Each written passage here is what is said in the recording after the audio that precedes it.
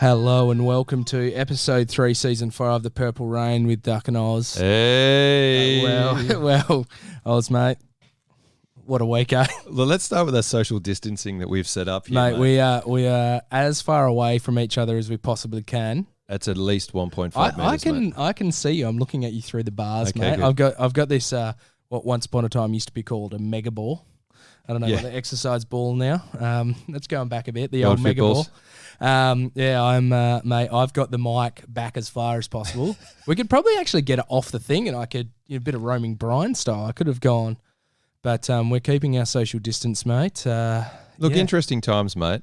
I think the times are what they are. I mean, on a side note, I went to the gym on Saturday, and if this is not like the best piece of Australiana in terms of the attitude, I get in there, there's big signs there. Please wipe your equipment down before and after use. Please make sure you have a towel. Yep. There's a guy without a towel, not wiping his equipment down, sweating all over stuff.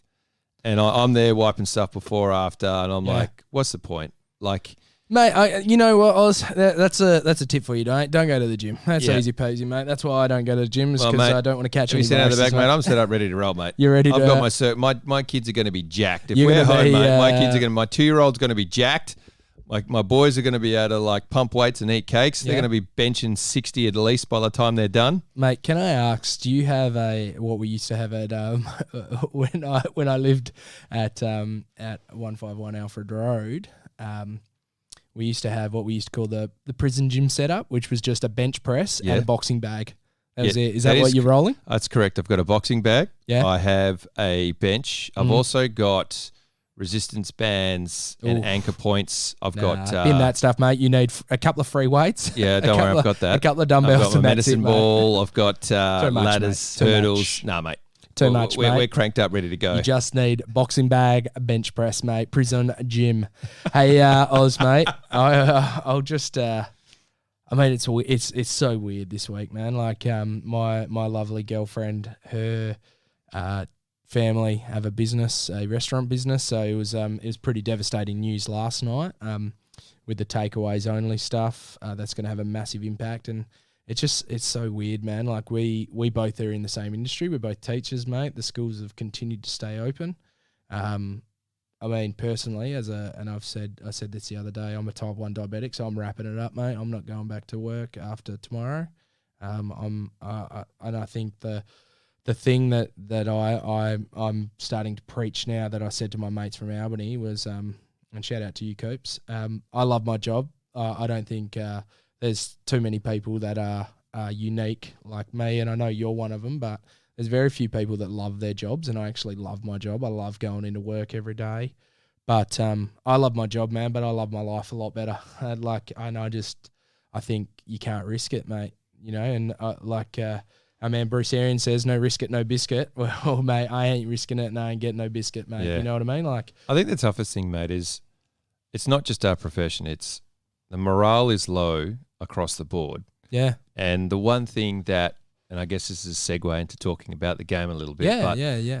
For me, it was 4 quarters where I just didn't think about and work. But it was hard not to reflect on the weirdness seeing, and you'll probably go into this and I'll add bits and pieces, but like, it was just weird and it was so dockery. The no crowd, or just like, man, the no crowd, like the still getting shafted by the umpires. Yeah, Tell me about it, mate. Just the commentary. I'm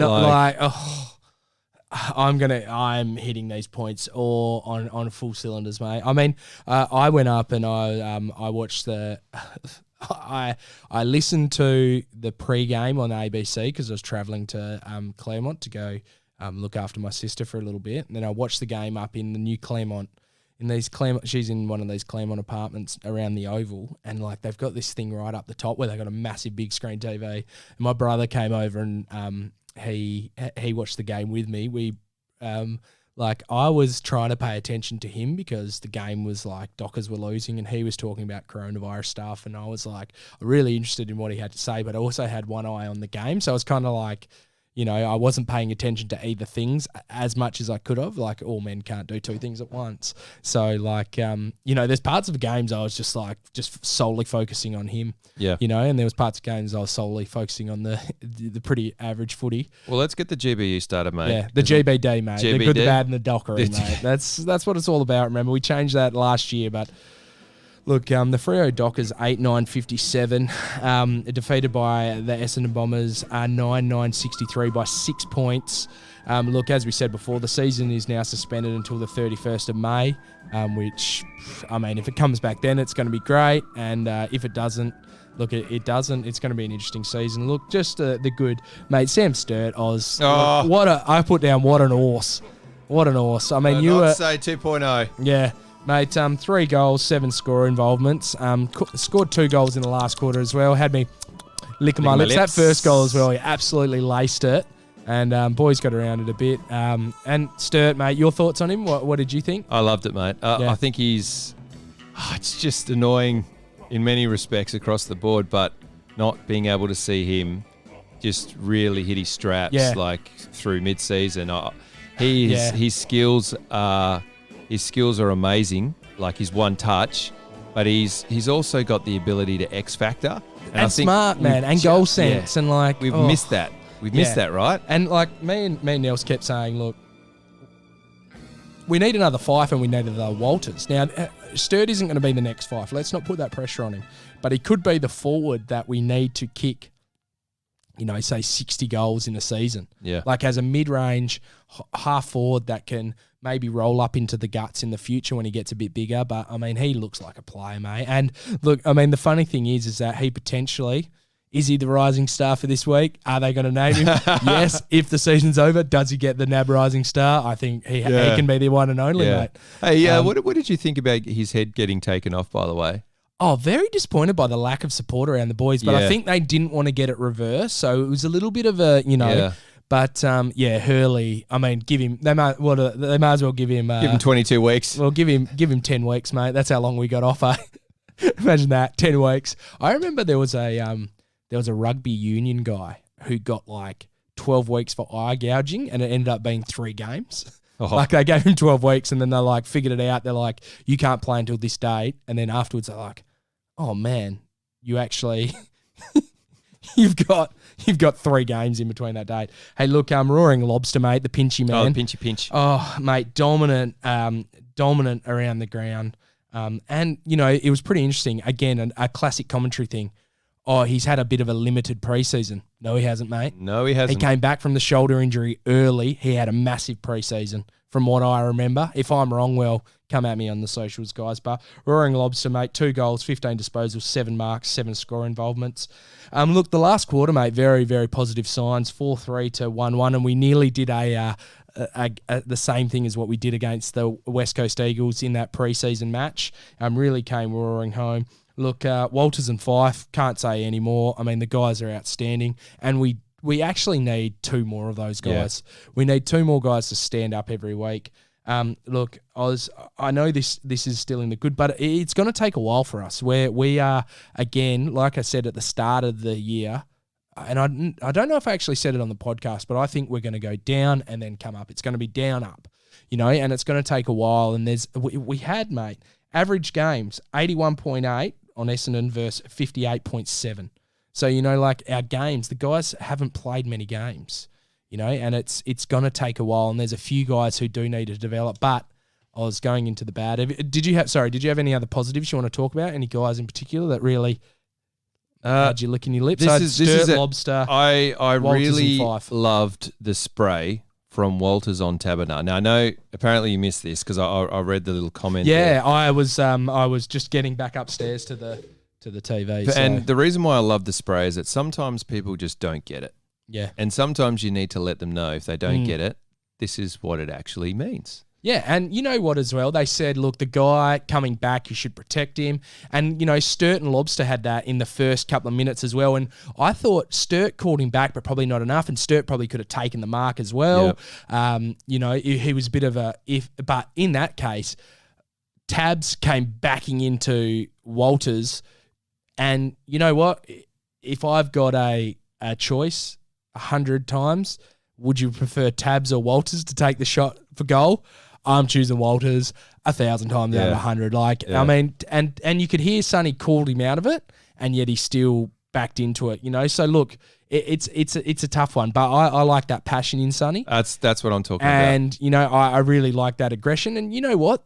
These guys who are making mistakes, they need to be called on it. Yep. Like, that's the truth. And look, just getting into the bad, mate. And as my old man, a shout out to Frankie. He's down on the farm, and he'll probably listen to this in a couple of days. He's always a few days delayed down there in Tamworth. Take you up on the meat offer there, mate. Well, mate, I tell you what, we've got 3 houses on our farm, mate, and 2 are pretty much abandoned. So you're more than welcome to live at either Burnley Downs or Hillview, looks mate. like we might have to move down there at some point. Mate, there's plenty of empty houses down Tarlop, and I'll give you a red hot tip.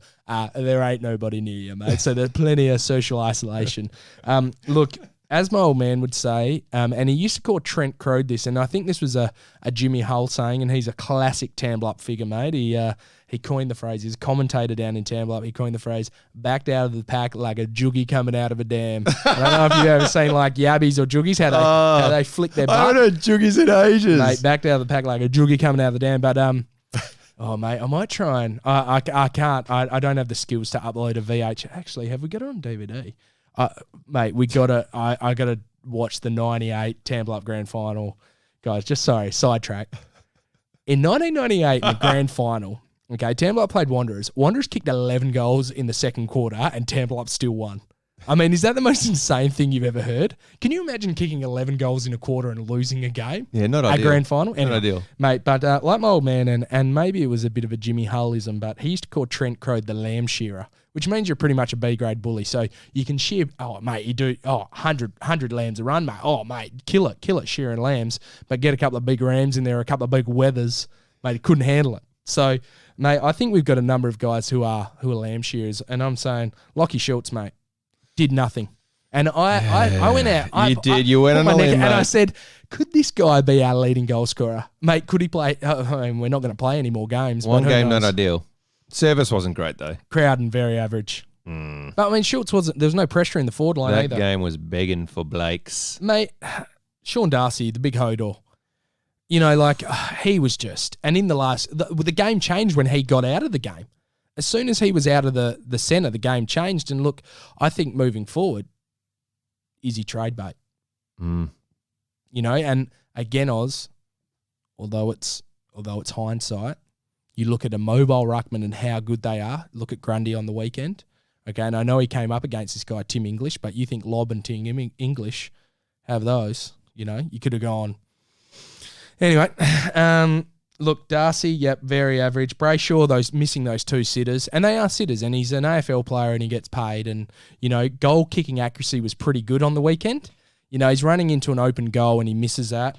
Same with Cam Mack, mate. Missed that, did that banana. He done nothing all day and he does that. And he's on thin ice, mate. Like what is going on with him? Look, kicking from the defensive 50, couple of kicks. I know Bewley had a pretty good game. But there was one kick, mate. We kicked it out and it went to 3 on none. Dooman the same.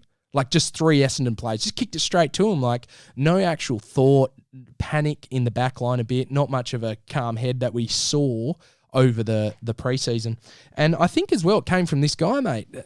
Cox looked lazy. And I know there's a fine line between lackadaisical and, laconic and, and cool under pressure and looking lazy. And Cox, mate, I tell you what, if I coach that bloke, I would be absolutely giving it to him.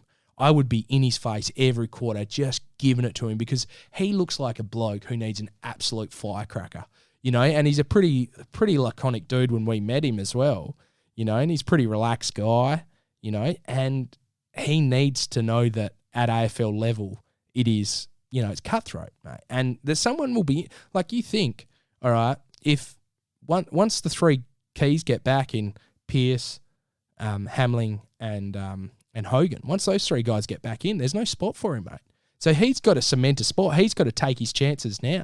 And he had a chance on Saturday, and there were some efforts that were just like, you know. Yeah, I don't think it was a lone wolf there. Oh, no, definitely not. There were, and my last point, mate, too many passengers. Yeah. Too many passengers on the Dockers thing. And, you know, look, in the end, mate, the big thing was as well, the umpiring was terrible. Yeah. And, you know, we can talk about the umpiring all day, but, I mean, some of the free kicks, like Lowe getting pushed in the back by Townsend. Yep. You know, like... 2 free kicks away. Tabs got a holding the ball, I think, decision, and then down the other end, McDonald, Tip and Woody did exactly the same thing, and it wasn't holding the ball. Like, there was pushing the backs for the Dockers players, but they weren't for the Essendon players. Like, it was, I think there was, towards the start of the game, the umpires were calling things differently, and that's not what you want. You don't want 3 umpires umpiring 3 different games. You want the umpires on the same page.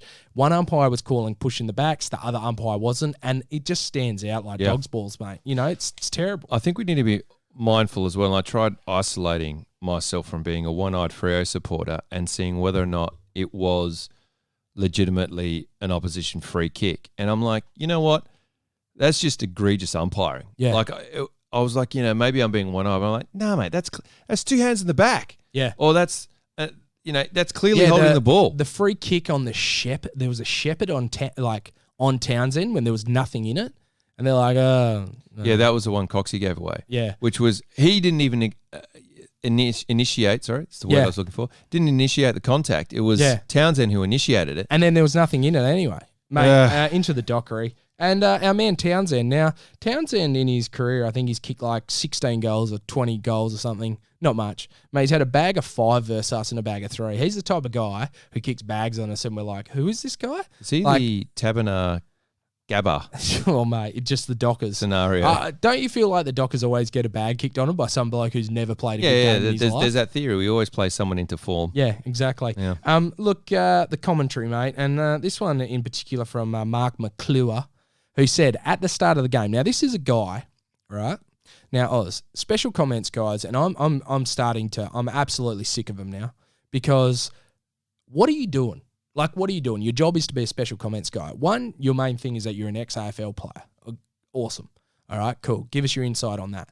But please spend an hour, 2 hours, 3 hours during the week to research the Dockers. He said these 3 rippers within the space of a minute. Matthew Taberner, he's played between 180 and 150 games. You want to guess how many games Tabs has played? Yeah, not that many, if any. 70, mate. Yeah. 72, I think it was. He said that we've got this great ruckman by the name of Darcy Tucker, and Tucker's really good in the ruck. Yeah. Then he proceeded to call Luke Ryan Liam Ryan. Yeah, and said how good Liam Ryan was. So I guess he was kind of right in 2 of those 3. Yep. But, I mean, it's just like, mate, that was within a minute.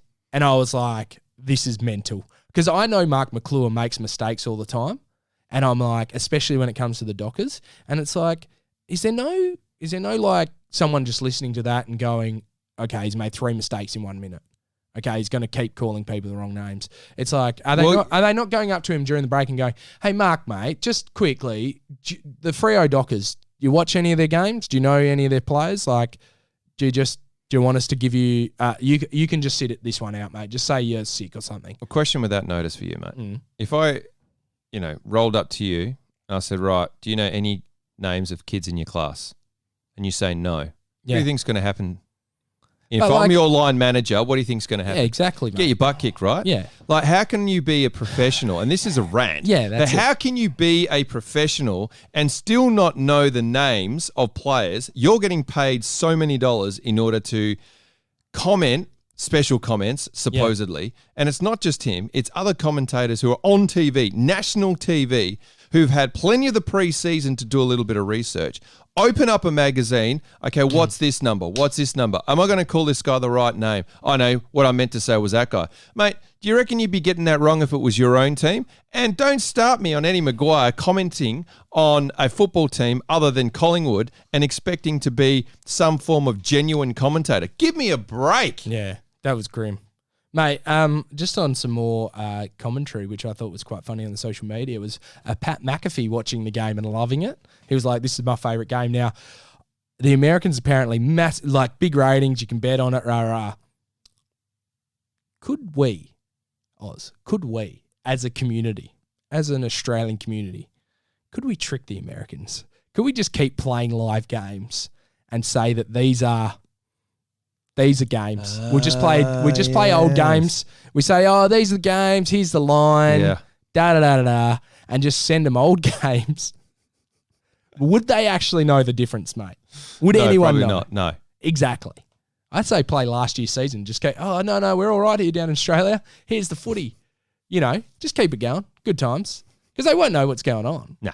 And then finally, and we've got to talk about this, but AFLW, the girls. I mean, I watched the game. So I watched the first half because they've absolutely pantsed Gold Coast, so I had to sleep, had a little nap. Dancing. But the girls, it's the first half of the girls' footy that I have seen. They are looking elite, mate. Ebony Antonio, is that her name? Elite tackler. Roxy Rue, I love her. Oh, yeah. Mate, Duffy. Oh, yeah. I mean, Duffy, before she got absolutely cleaned up, was looking good. I like the fact that Duffy is my kind of player. I wish I was a bit small like Duffy because she goes to the goal square. She knows where the goals are. She knows that, it doesn't matter where my player is, I'm going to be close to the goals. Yeah. And it was just, I was super impressed by the girls. My favourite player, but Gucci. Yeah. The backline. Yeah. Mate, the Gooch, she is a dominator down at fullback. Yep. Love the look at her. She reminded me a little bit of Robbie Hadrill cross with Anthony Grover. Yeah. So I really like, and I love a good defender, mate. Yes. So she was really, had me licking my lips, mate. Really loving it. And, to be an undefeated team, to win the final by 70 points, to have such a fortress in WA, and the fact that we would have gone home preliminary final and probably home grand final. It is devastating. And, look, I think the girls, I heard Trent Cooper today on Sport FM say, look, there were 3 different scenarios that the AFL were going to use, and in all the scenarios, the Dockers won the premiership. But they decided just not to give it to anyone. Yeah, of course. Which is, it's a little bit disappointing, and you think, it's just... Would have been the first piece of silverware. Yeah. And it just, it's well deserved. It's nothing to do with it's the first Dockers, it's this, it's that, but it's people busting their ass for 6 months. Yep. And at the end of it, they get cancelled. Sorry. There's not many things in this day and age where you actually work your ass off and then it just go, nah, sorry. Yeah. No look at the EPL, mate. Liverpool are being shafted. Oh, that's pretty funny, but... Look, I'm not a Liverpool supporter by any stretch of the imagination, but gee whiz, mate, no one can catch them. All right, Oz, let's go in to a break. When we come back, guys, we've got listeners' questions.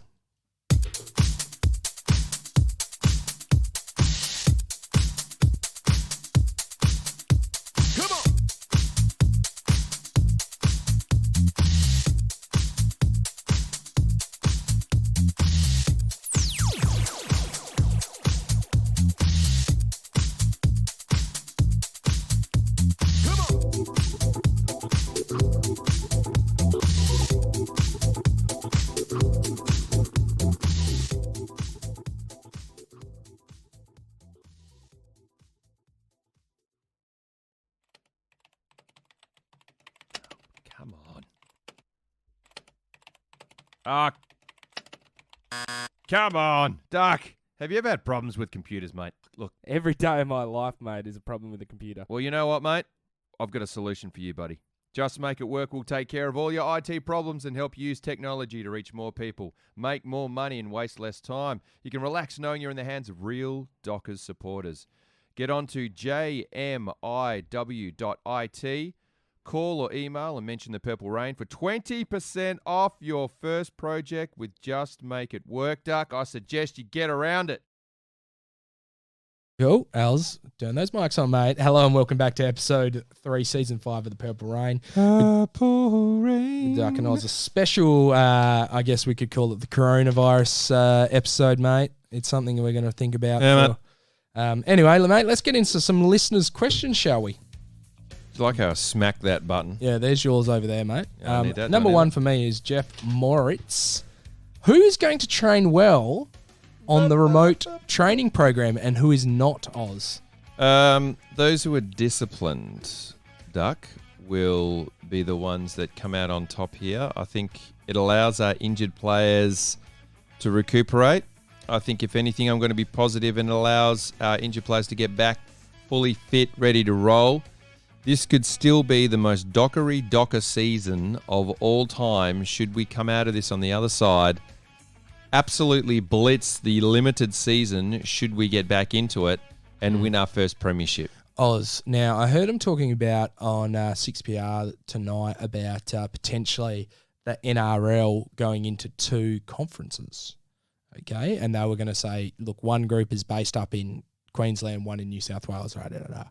Can you see a scenario where we get back to footy and there are 2 conferences of, say, 9 teams each? We play everyone once in the conference. That gives you 8 games. And then whoever's on, like, maybe the top 2 from each conference go through to a preliminary final and then a grand final. How would you decide those conferences? I'd go 9 in Melbourne, which would be hard. You'd have to include Geelong. I think there are 10 teams in Melbourne. So I'd maybe, I guess, St Kilda or Kangaroos are the odd ones out. Mate, I'll tell you right now. And then you just go all the externals. As much as I hate to say this, I think there's some clubs in serious trouble. There are clubs who have let footy departments go. I mean, that's no surprise. If you saw the heartbreaking story of, Centrelink lines around the corner. Oh, yeah, man. That is freaking heartbreaking, that is. Yeah. But if you think about it on the football scale, mate, some clubs are not going to be able to function. And unless there's a bailout from the AFL, and the AFL's not going to have the funds in order to do that necessarily. Now, is this an opportunity, Duck? Yeah. And again, question without notice. Is this an opportunity to rejig the AFL and actually make it an AFL competition? So we reduce a number of Victorian teams, possibly look at reducing, what we know is the elephant in the room in Gold Coast. Yeah. And we look at introducing, say, Tasmania, possibly a 3rd WA team. I mean, is it... Yeah, I think the money is too big that they want to reduce the amount of games we play. I think they would prefer to go to 20 teams and reduce down. But I think as well, Oz, it is a very valid point that could you go down to 14 teams? Could Gold Coast, GWS even, because we prop them up, St Kilda, Kangaroos. I mean, they're the 4 poorest clubs, I'm pretty sure. Maybe even chuck in Melbourne, Yeah. I mean, I know people are probably thinking, you got to look at the longevity of the AFL. Yeah. I think as well, mate, look, the WA Footy Commission, in my opinion, who own the West Coast and the Dockers, I'm pretty sure they're the owners of that, they need to be seriously looking at West Coast and saying that $40 million you have in your bank, that's now ours. And just saying, look, we need that now to keep everything afloat. Thanks for even if it's 20 million, whatever. Like, because what does a footy club need that amount of money for? And as a potential rate holder in an area that is being funded the football club, I would be filthy, mate, that they've got money in the bank personally. Anyway, you're up. Sorry, mate. Yeah. Oh, mate, just quickly on the training programs. Oh, sorry. Yes. I hope there are some targets in there. That's all I hope. Oh, yeah. I hope there's a footy. I know there's a footy, but they got this little bag. But I hope there's a little target. Yep. And they're just kicking a footy against a target. Well, it goes back to the game plan, Duck. And I didn't answer this before, but I'd like to now. I thought the actual game plan, the style they were trying to execute, I could see what they were trying to do. We just can't hit a target. Yeah. Bit of a problem. But still, game plan, like it. Christmas Sarah, if the season gets canned completely, which it did, which teams do you think are hurt the most? No, it hasn't been canned completely yet, Oz. It's been delayed, but what teams do mate, come on. Now, there was a small period of time, Oz, where they cancelled the footy, right? But the Eagles were still yet to play. Now, at that stage, because every team had played, they got a percentage except for Melbourne and West Coast. It meant that West Coast were technically bottom of the ladder via alphabetical order. So, I mean, that would have been the if you want to talk about dockery seasons, the season gets cancelled and the Eagles end up with the number 1 pick. Now that's dockery, mate. Like no one benefits except for them. They're like, oh, you know what, number 1 pick, West Coast Eagles, and it probably turns out to be some goddamn awesome player. Like. Yeah. Anyway, however, do you honestly who does it benefit in terms of? I mean, look, I think that this year was a nothing year for us in terms of. We were never going to win anything. We're never going to be the premiers. So it would have just been a year of us getting players' games into them. Now, all those players now being a year older, does it impact us? Do we have, like David Mundy? He's probably one that's, the problem with us is Fife and Walters are now a year older, but we were never going to win anything. So maybe it actually helps them. They get a year off, so their career longevity increases. Does that mean as well that, you've got the likes of North and Sarong and Young and even Darcy Tucker and guys that are around that 24 to 25-year-old? Do they get bigger in the gym? Do they spend this time now getting bigger, bulking up? Andy Brayshaw, Chera, because it's kind of like having your own personal off-season. Yep. But, hopefully these guys are professional enough where they work their absolute guts off. I think they will, mate. And they do get in the gym and they try and get bigger. In terms of teams, I think it affects those ones that are in the premiership window because this is potentially a loss of a premiership. West Coast Eagles, mate. West Coast have gone all in. Richmond, I feel like they're, I thought they were going to drop off last year, but they won it anyway. GWS every year, that they move on. It seems like they move on 3 or 4 really good players, and they've locked in a couple of guys to long deals. And yeah, I think they're the threat, and Collingwood potentially, with their older players like Pendlebury. So the guys who are older, I mean, does it increase their longevity because they get a year off potentially, or does it actually? Is this a year in their prime? That's the catch-22, I guess. Sean Warne, is Chera the silk we were told he would be? Well, this is a tough question, Duck. It goes back to your statement before that I was leaning towards before the end of the game, whereby he was fairly horrendous, fair to say. Wasn't able to hit targets, was getting knocked off the ball. A lot of things that I would have thought that he would have been on top of. The skills component concerns me. Yeah. I thought he would have come on a lot more than what he has. Brayshaw seems to have developed faster in a shorter period of time. I still think there's room for growth there. I still think that probably working him around in line system has probably counteracted his potential for growth in the short term because he needed to really focus in on a position. Yeah. Whereas I think Andy Brayshaw is a little bit more mobile in terms of being a utility and being able to be pushed around and that not really affect his development. There are some players where they really just need to know a particular position, get to know that position, skill up, and then you can look. I don't think it's one size fits all. Yeah, and I think he probably should have stayed on the half-forward flank rather than moving to the half-back flank. Yeah, he would have had games where he didn't go near the ball and it's a really hard position to play, but he seems to be his main skill is his brains and, he can think about the game. But, I mean, the thing is, again, mate, you see him on the weekend at the end. He tackled Fife in the last quarter. The best thing he did in the last quarter that I saw is the ball hit his bum and it stayed in and Fife picked it up. And I was like, man, now he actually ended up with more possessions than Brayshaw and he went at about 80%. But look, I go back to this end thing, a pick number 5 when Norton's sitting there. And, it's this thing. And I had a good chat to Nels about it, but it's always this grass is greener. No, that's better over there. This guy's going to be better. No, this guy's going to be better.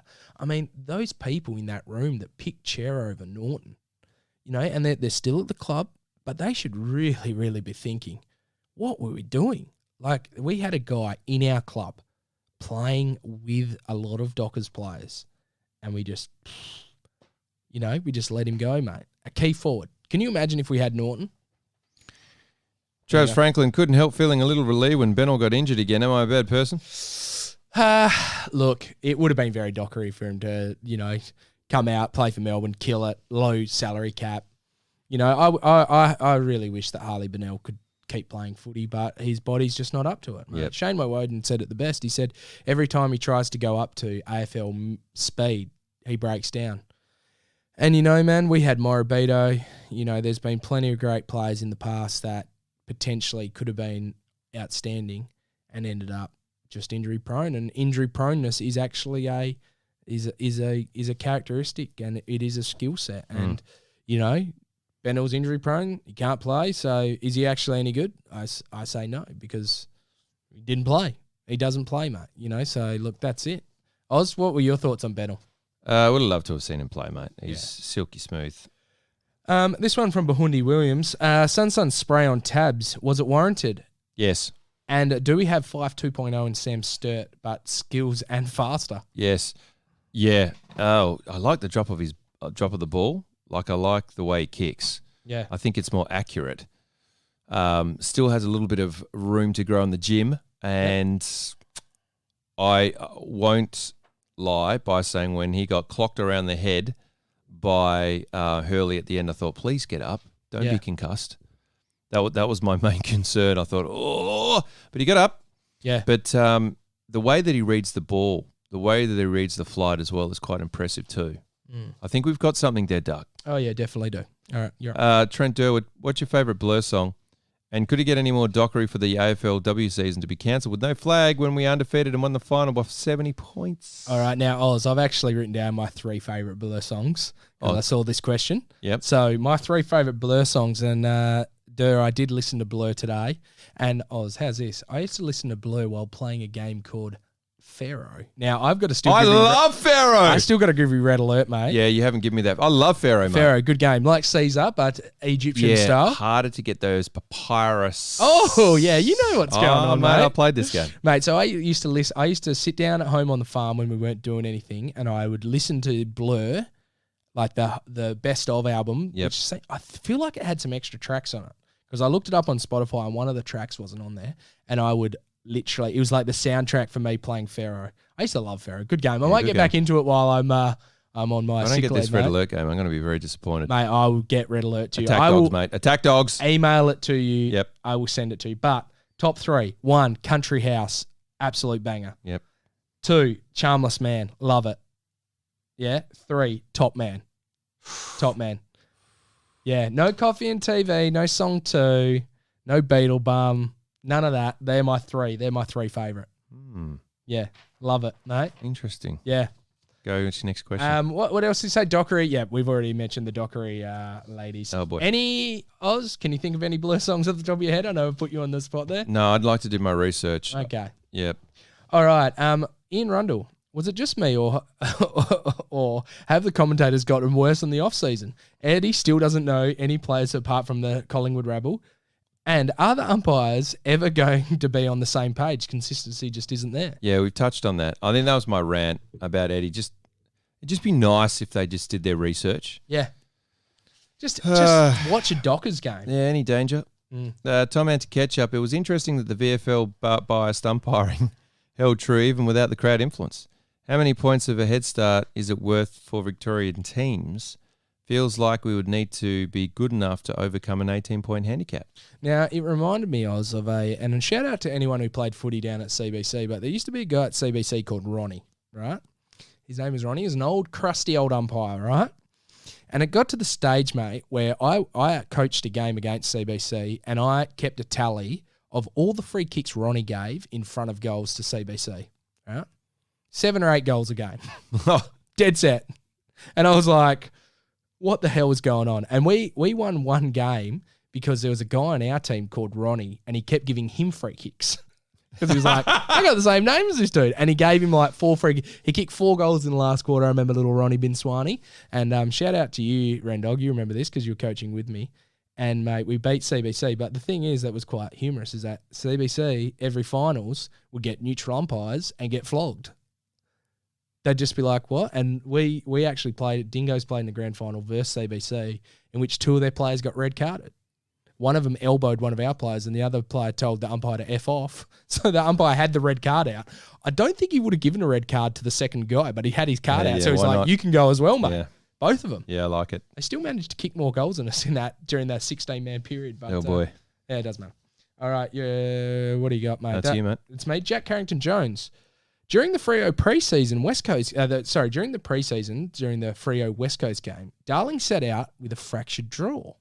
Okay, so Jack Darling didn't play because of fractured jaw. His question is, what did he do to Andrew Gaff to piss him off? That's good banter, Jacko. Don't worry, mate. It's not COVID related. Just a couple. Yeah. Yeah. It's quite funny. That's a very good joke. I like that one. That's pretty good. Gaffy played a blinder of a game, mate. Yeah. Did you see the game? No, man, like I said in the first one. Last round. I knew it was going to be the last round, mate. I had that feeling it was going to be the last round. I mean, I do like watching footy, as soon as man, I heard it, got to watch it. I actually get a bit burnt out by watching too much footy. And I used to once upon a time, I mean, this is dead set. When we first started doing the podcast, it was podcast Monday, footy training Tuesday, Wednesday, do nothing. Thursday, footy training. Friday, watch the game. Saturday, go to footy. Saturday night, watch footy. Sunday, watch footy. It's a lot of fun. So I had one day off from footy, mate. And plus I was like playing fantasy. I was in drafts. I was doing tipping. I was just like, I was immersed in footy. You slip in Freo there. Yeah, I need more Freo. If you get into Red Alert, mate, we'd be dialing via modems. Circa 1996, if you don't mind. Mate, can we have a LAN party, an old-fashioned LAN party? I know some people are keen on it. Tack dogs, mate. I had a mate, by the way, who figured out that you could actually get from your base to my base, for example, by building flamethrower turrets. So here I am building like attack dogs. That was my thing, like just sending out gazillion attack dogs. The fact that you love attack dogs, Oz. It was just like the ultimate. You would be terrible at this game. No, mate, a tank versus an attack dog, you're dead. Well, no, you go against the infantry. You got to be strategic. You got to be strategic. I know, but German shepherds, mate. If I've got a tank, your attack dogs are worthless. Well, that's mate, where we're really nerding this up. Tesla. Hey, mate. Is it me? Yeah. What's your? Are you up to question 5? Yes. Okay, so you say this question, and we'll go to a break. Okay, Chris Thorne. How do you think the players will keep fit if there's no training, and ideas on practicing ball skills at home? I reckon just the old-fashioned, and I shout out to you, Jeremy Groves, mate, because I'm pretty sure this is true, right? So my mate Grovesy Oz that lived, was my next-door neighbour and my best mate growing up, right? He had a Super Nintendo, and we didn't have a Super Nintendo, right? And I had an older brother, and he didn't have an older brother. So when I used to go over to his house, all he wanted to do was play footy and kick the footy and like just do stuff outside.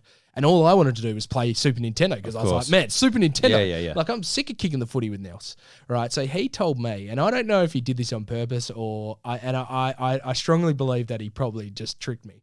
But he told me that there was a competition where pairs would go to Subiaco and they would see how long you could kick a footy back and forward between a pair, 20 metres apart, just kicking a footy. So we would stay out. I remember this vividly, being out in his mum's back garden, and we would kick a footy for like dead set an hour or two, just back and forth. And we would not miss a target. It would just be me and him kicking a footy back and forward.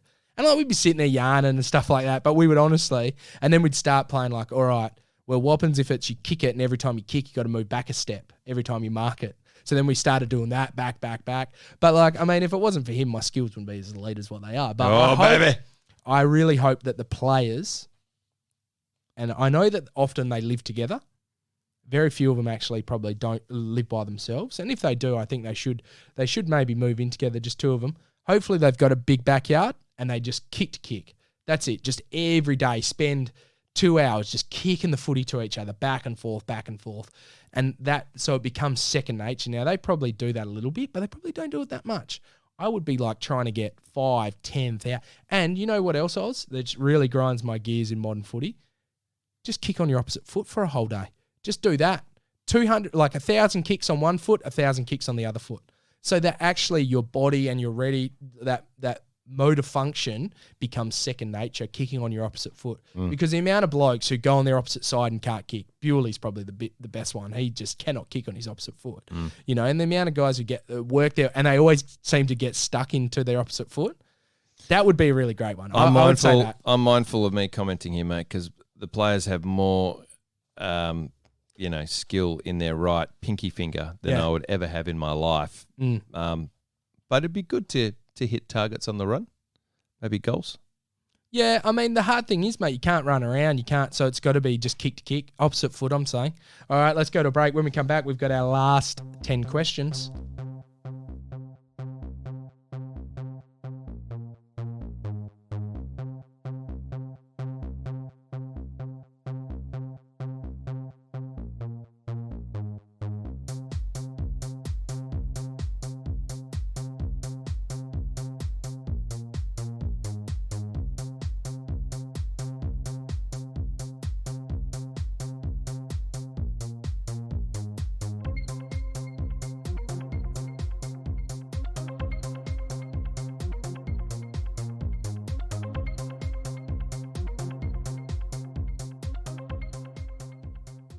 Welcome back to episode 3, season 5 of the Purple Rain with Duck and Oz. We're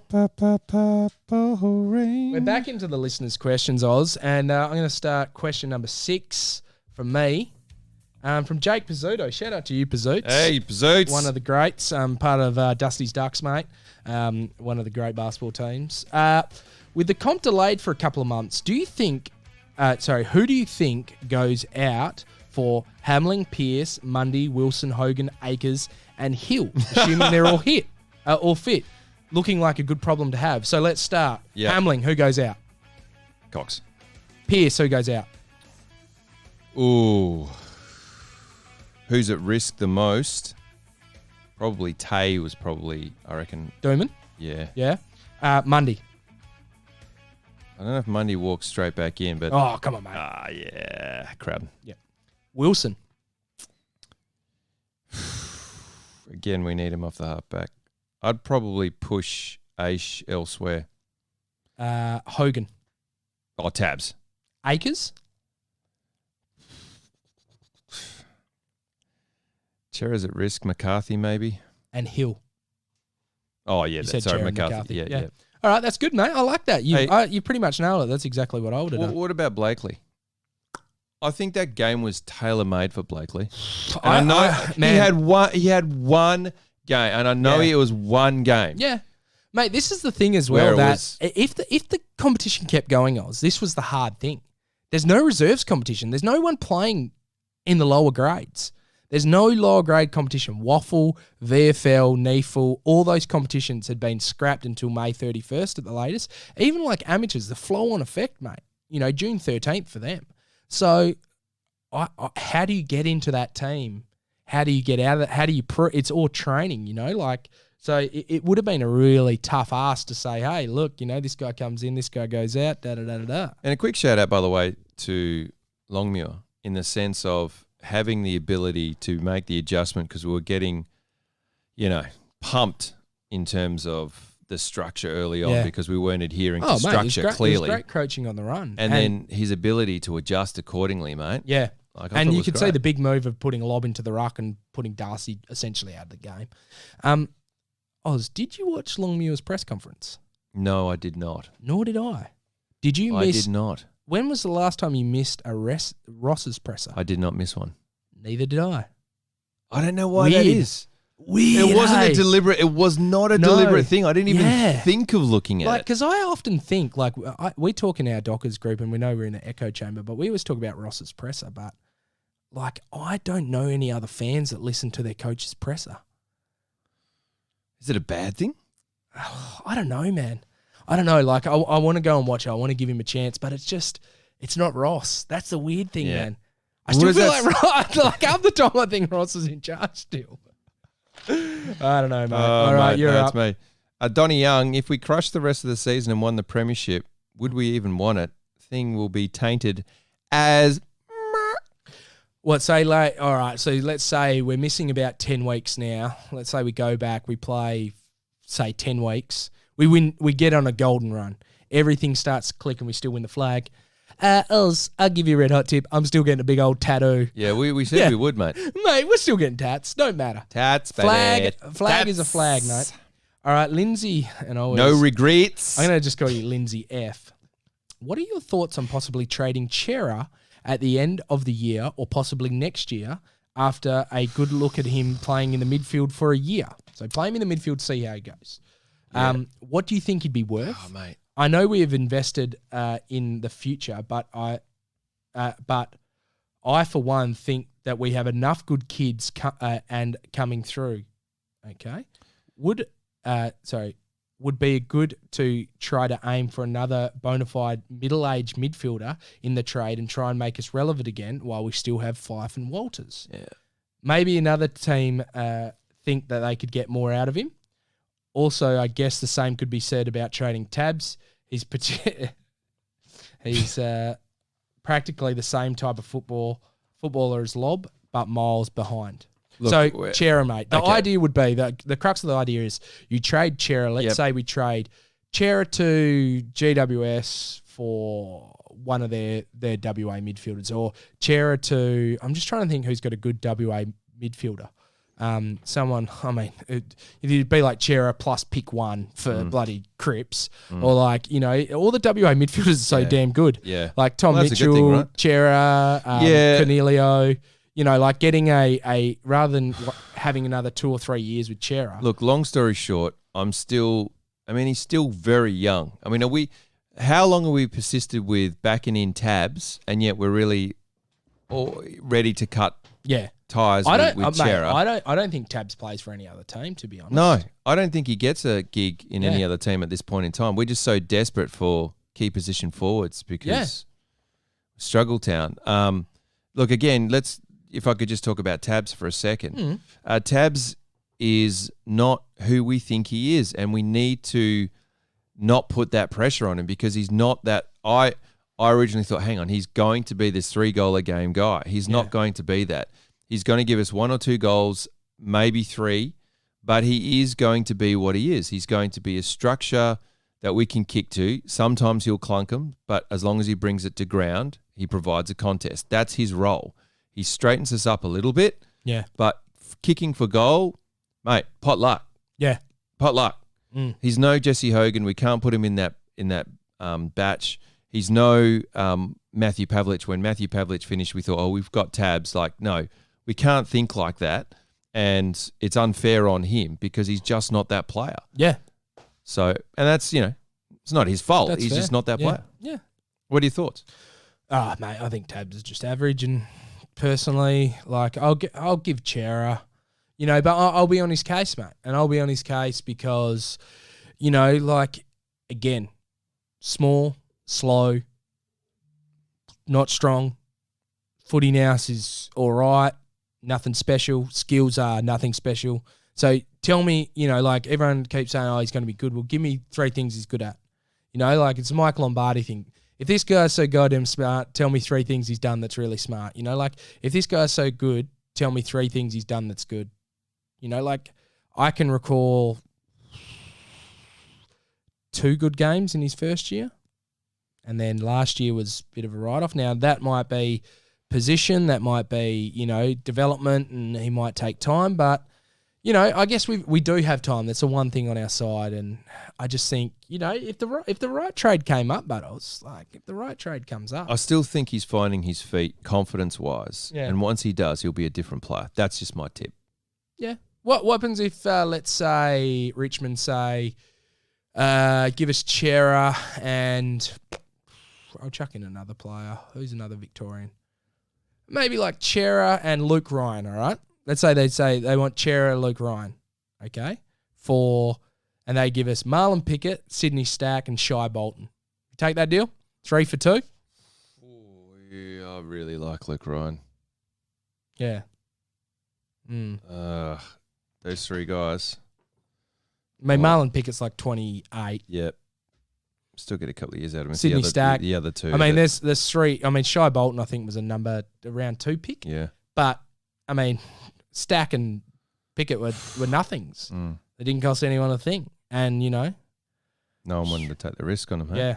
All right, question from me, mate. This is Nathan Kelly. What did you think of the shorter quarters other than it possibly costing us the game?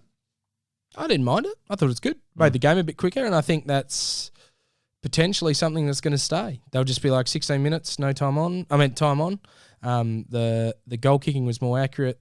The players were able to run out the games. The better players were on the field for a majority of the time. They only had like a little bit of a break.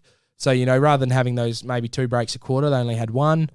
I didn't mind it. I thought the goal scoring, the thing that freaked me out a bit, Oz, was the Dream Team scores. Yeah. The Dream Team scores were the thing that really weirded me out. And shout out to my man Weps over at Fantasy Daily or whatever he does. Mate, him and Daz actually does his comeback. Poor bugger. Trip around the world. Cheers. Back in Australia. Quarantined. Look, the fantasy stuff freaked me out more than anything.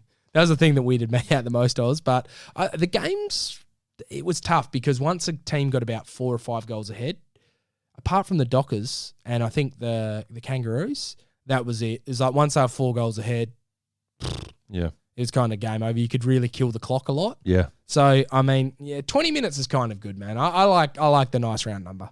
I like 20 minutes. All right, this one's for you, mate. Tom Bow, Walters, Fife, Lob, Daylight. Were you impressed how 3 people could carry a team, or was it more or less than what you expected? No, that's what I expected. And we said it before that in order for us to be competitive, we need those 3 guys to be playing their best football. Once Walter started getting into the game, started getting into the guts, it really started having an impact. Same with Fife. Fife was getting brutalised off the ball all game. I thought we probably could have protected him a little bit more, but he was basically shown up a little bit in terms of just being belted around the contest and just not having that support. Yeah. But when it counted, he was there. So that's the champion that he is. And Lobster, mate, can't say enough about that guy. Yeah, the Roaring Lobster, Oh, mate. mate. Pinched it. Pinchy. Yeah, mate. All right, Oz, you're up. Is this me? Yep, you should be up to question 8. Yeah, Mick Rehab. No, Mick Recab. Recab. Thoughts on the women's team not getting the cup? Mate, I've got the same one here from Aaron Stock as well, which I'll just add on. He said, I'm glad they didn't give the Dockers girls the cup. I would hate to think the only Freo Cup had been given as a consolidation prize, not earned or won. It's a shame, however, the women's season amounts to nothing. But next year, the girls definitely definitely made us proud this year. And so his thoughts on that. So, look, Oz, yeah. I mean, I'm very much a proponent of, for grand finals in Australian rules, it's one on the day. There ain't no game, you get no prize. Yeah, it's fair enough. You know, it's a weird thing with cricket. If you get rained out, I remember playing a season of cricket in which we actually should have finished topped, but they stuffed up. Team had a bye, and we ended up playing Applecross in the grand final. All the boys were cock a hoot. We were on track to beat them. Started raining. Applecross won the grand final, and the footy guys were like who were just footy guys, not cricket guys. They're like, so we come back next week? What's going on? I was like, no, that's it. End of the game. They won. And they're like, what? We were going to win. Yeah, unlucky. That's how it is. You know, and that's having that cricket mentality of a game being washed out. But in footy, you always play on the day. You know, the cup's won on the day. The flag's won on the day. So, mate, what are your thoughts on the girls not winning? Yeah, I feel for them because they were clearly the best team in the competition by a long way. It would have been awesome for them to win Freo's first premiership. Well coached, well drilled, players executing. I'm just disappointed for them because they obviously put the time in. So yeah, you know, and a lot of the girls are semi-professional. You know, it's a passion for them. They're not getting paid big bucks. They're busting their ass. And here's what concerns me the most, and I really hope it doesn't happen. But with the AFL bleeding money, let's hope that the women's competition survives. Yeah, it's going to be a tough one, isn't it? Whether or not that gets scrapped. But I think the popularity of it has increased continuously. And, you know, you just got to look at the game. And, you know, look, yeah, I don't know whether or not that. I can't see it happening. I really can't, because the press backlash, mate, there was already enough backlash about them cancelling the season on the girls, you know. But I guess in the end, the number one product is the men's, and that's what people watch, and that's what people go to the games for, and that's where all the media gets driven from, and that's all the content. But I think there is a place for the AFLW. I don't think it's going away anytime soon. I think they expanded a little bit too rapidly, but who knows, when we come back, mate, from this hiatus, they might expand into every club's got a women's team as well, because every club does want a women's team, because, you know, they can show something to their female supporters as well, and increase your support base. So I think the women's game's only going upwards, mate. And I think as they play more, and you see players like Ebony Antonio, and you see more depth and better players all the way through, like Roxy Rue, number one pick, mate. She just looks like a gun. She looks like an absolute gun. And like, you know, Sabrina Duffy, I know a lot of people were banging on about her and we hadn't seen her, but she just eye for goal, mate. She knows what's going on. You know, she knows how to kick goals. So, look, I can see definitely a progression and definitely an increase in the AFL women's competition getting stronger. But you are right, mate, with the costs and things like that. You know, as soon as you things get tight, you go to the thing that costs you money. And at the moment, Gold Coast, GWS, women's competition. They're the three that are right in chopping block. St Kilda, Western Bulldogs. They're the things that are and North Melbourne. North Melbourne got no one, mate. They got no fans. They got nothing. So, you look at that stuff, mate. Just Aaron Stock. He's got a question here as well. Yep. What are your thoughts on Crabenar and Crowden's performance? Personally, I wouldn't think they'd break into the women's side. But we talked about Crabenar, but what about Crowden? What do you think about it? There was just a bunch of players that I thought the moment got the better of them early on, and they just weren't able to hit targets when they needed to and looked a little lost out there, and then found it hard getting into the game. I think that, that they've proven that the endeavour and the effort is there. Yeah. I really liked what Crowden produced in the preseason. I thought that was pretty strong. But when it counted on the day, it was, he's not the only guy that underperformed. You don't write players off, but we've got players coming back in, and I'd say he's probably one of the few that, Yeah, and you're right. That 5-goal burst that we had, he was a part of a lot of those goal chains. He was the one tackling and holding the balls and getting a little kick and mark and this and that. So it's really hard when you see that regression. But he's a young guy. He's a rookie listed player. Will he take time? Now, see, this is the thing, mate, is that I think, did him and Chera get picked up same year? Yeah, they did, didn't they? See, I'm willing to give Crowden a bit more time because I know he's rough around the edges. He wasn't pick 5. But I'm not willing to give that time to Chera, and that's probably where the pick bias comes in, and it is really hard. And I think I even said last week I would prefer Crowden over Chera, over Chera, So, look, I don't know. Like, it's a tough one, isn't it? Mate, question number 10. No, 9 for you. 9 for you. Robert Palladino. Hi, guys. Glad the shows are back and you're still continuing. Some normality about abnormal times, which is what we all need. However, not sure what you were planning with the season put on hold. By the way, great last quarter against Essendon. Was he umpiring that bad? Was it just me being a mad one-eye supporter? For all the supporters who like old TV shows like Hogan's Heroes, and since we already have Hogan and Schultz, is there anyone on our list you could nickname Clink? That is, someone who at times has no idea what's going on. Mate, you know who's Clink. Oh, yeah. Tabs. Oh, yeah. Tabs is Clink, mate. He's got the same look. He's got the same, like befuddled look on his face half the time. Like, he's kind of got, Tabs has got the blue eyes and the blonde hair as well. Yeah. But credit to him, he actually played on quickly. Do you see that? He had that one passage where he turned around and tried to kick the ball real quick. Oh, here we go, Tabs. Mate, was that after Sonny had given you an absolute spray? Maybe. Probably. Mate, question 10 from me, and this is from Footy, and you may have mentioned this before, but is it time for a re-stump, rewire, replumb into a true national competition? Yes. Yeah, I do. I think this is the perfect opportunity for the AFL to not be so Victorian-centric. A perfect opportunity to make it an AFL comp when we come out of it. I'm really hoping that we do come out of it a better nation. It's hard to see now with the morons that you see get all of the press, but behind the scenes there are a lot of great things that are going on in Australian society that aren't getting the necessary attention because it doesn't sell newspapers or generate positivity according to the major news outlets. But from that positivity, hopefully the AFL jumps on that bandwagon and realises that as Australia we should have a better standard competition, and we could do that by cutting back the number of Victorian teams, the teams that are bleeding us dry, and truly make it an Australian competition, mate. It's not that hard to do. Yeah, I love that, Oz. Get rid of 3 Victorian teams quite easily. North Melbourne, Western Bulldogs, St Kilda, and Melbourne, 4. Get rid of all those 4. Put it down to 14 teams, potentially Gold Coast and GWS as well, but they're growth areas. 14 teams, two conferences of 7. Maybe you play everyone in your conference twice. That's 12 games. Plus everyone outside of your conference once. That puts you up to 19 games. That's pretty good. 12 and 7, 19 games. You have your conference, top 4 from each conference, playoff finals, easy peasy. I love it. Something like that, mate. Nice and easy. All right, mate.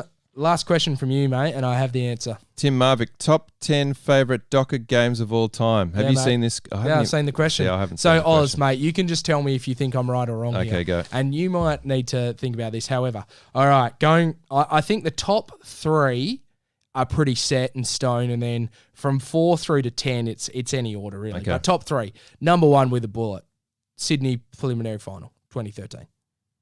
Best Dockers game.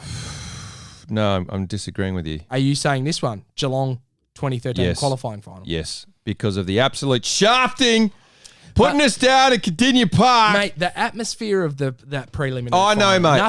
Nothing I know, will mate. beat that as a Dockers fan. No, the atmosphere was great, but as a game, it's not as prolific as what happened down in Geelong. Mate, the prelim to me is number 1. The qualifying final is number 2. Okay, that's fair enough. Number 3. What do you reckon number 3 is going to be? Demolition Derby. Oh, Demolition Derby. All right, now 4 to 10, guys, and some of these have they're personally mine, but I've just gone, this is in no real order. Number 4, I've got in Geelong in 2010 in round 3 when Pavlich soccered one off the ground, but it was 18-17 to 17-16 was the scoreline. Me and my really good mate Matthew Judd, who's probably up there, probably one of my best mates, we embraced like two men can only embrace after winning a footy game. And that's how it should be. And we had about 1,000 beers afterwards. The 2010 elimination final versus Hawthorn, in which Sandy hit, I can't remember who it was that he cleaned up, but Morabito's running into the open goal. Yeah. The 1999 Derby versus West Coast, the first Derby win in which Modra's slapping the ground. Smacked in the head the by 2016 game against Western Bulldogs in round 23, Pav's last game in which we won. The Melbourne elimination final, our first finals win in 2006, I believe that was. The 2002 game versus Melbourne, the Wizard game in which he kicked 2 goals in the last minute to win the game. And the 2006 game versus St Kilda. Now, why would that be a 2006 game versus St Kilda? Because it would have been Sirengate. Sirengate, that's it, mate. So in no particular order, I think those... There's only one... Oh, there's a couple that... I'll talk about one in particular that you missed out on. That was Paul Medhurst's snap to beat West Coast at the Subiaco... I know what you're talking about. Yeah. Over like a real rowdy snap as well, like a 90-degree snap over that was his head. when we had the run, and then it was potential to play West Coast in the grand final. Yeah, and mate, that's a really good call. Now, Oz. Yep. The big question is, what are we going to do now, mate? Because I've wrapped up at work, like I've said. Yeah. Well, mate, look, I'm still cranking. It's Look, I'll say this: I am keen. If listeners want us to keep going, I'm keen to keep going with a caveat. I'm happy to do the recap on games gone by. Yeah. And we can start by voting in our 10 best games. Yeah. And then we could do each of those. Well, I mean, this is the thing. At the moment, we have to find the games online. Yep. Now, there are 22 games that I found on YouTube today. Yep.